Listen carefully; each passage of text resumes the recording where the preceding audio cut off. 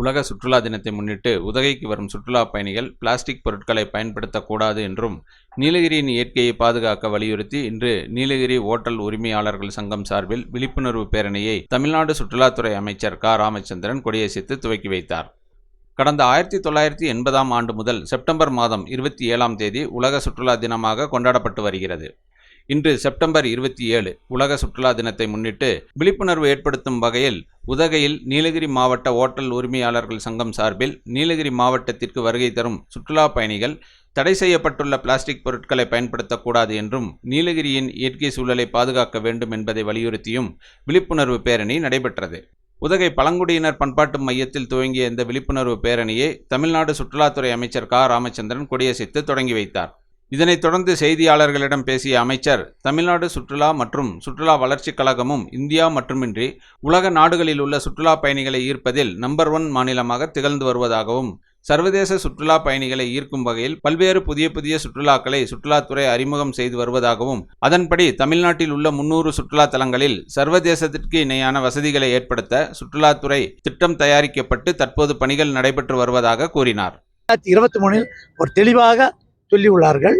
இந்த அதிகமான ஆட்களை தங்க வைக்கிறதுக்கு பதிலாக வர்றவங்களை ஒரு நாளுக்கு 2 நாள் 3 நாள் 4 நாள் தங்க வைக்கிறதுக்கு அவங்களுக்கு என்ன வசதிகளாலும் செய்து தரப்படணும். அந்த மாதிரி வசதிகளை செய்து கொடுத்து அவங்களுக்கு எண்ணங்களை மாற்றி அவங்க இருக்கணும் 4 நாள் இடம் நல்லா இருக்குன்ற எண்ணத்தை உருவாக்குவதற்கு என்ன வழிமுறைகள் இருக்குது அதை செய்ய வேண்டும் என்று நம்ம முதலமைச்சர்கள் ஆணையிட்டுள்ளார்கள். இன்னைக்கு இதுக்காக கிட்டத்தட்ட ஒரு 300 இடங்களை தேர்வு செய்து தமிழ்நாட்டில் 300 இடங்களில் சுற்றுலா வளர்ச்சி பணிகளை மேற்கொள்வதற்கு ஒரு மாஸ்டர் பிளான் ஒன்று தயாரித்து கொடுத்துருக்காரு. அதை நாங்கள் இப்போ வரிசையாக ஒன்று பின்னா ஒன்று செஞ்சுட்டு வரோம். பல சுற்றுலா ஒரு 12 பிரிவுகளுக்கு கீழ் சுற்றுலா பணிகள் நடைபெற்று வருகிறது. அது உதாரணமாக சொல்லப்போனால் மலைத்தோட்ட சுற்றுலா, கிராமிய சுற்றுலா, கடற்கரை சுற்றுலா, இது மருத்துவ சுற்றுலா, இப்படி சொல்லிட்டு வரிசையாக ஒரு 12 சுற்றுலாக்களை சொல்லி அந்த 18 அந்த பிரிவுகளுக்கு எல்லா வேலைகளையும் நாங்கள் செஞ்சிட்ருக்கோம். தொடர்ந்து அதிகமான நாட்களை வரவேற்பிருக்கும். வர்றவங்களே அங்கே அதிகமான நாட்கள் தங்க வைப்பு உள்ளான பணிகளை செய்ய வேண்டும்.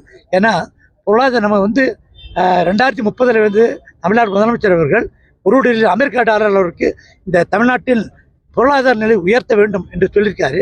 அதில் முக்கியமான பங்கு கொள்வது நம்ம சுற்றுலாத்துறை. அதில் ஒரு பங்கு கொள்கிறாங்க. கிட்டத்தட்ட மொத்த வருவாயில் இப்பொழுது கணக்குப்படி கிட்டத்தட்ட 7% வருமானம் சுற்றுலாவில் வருது.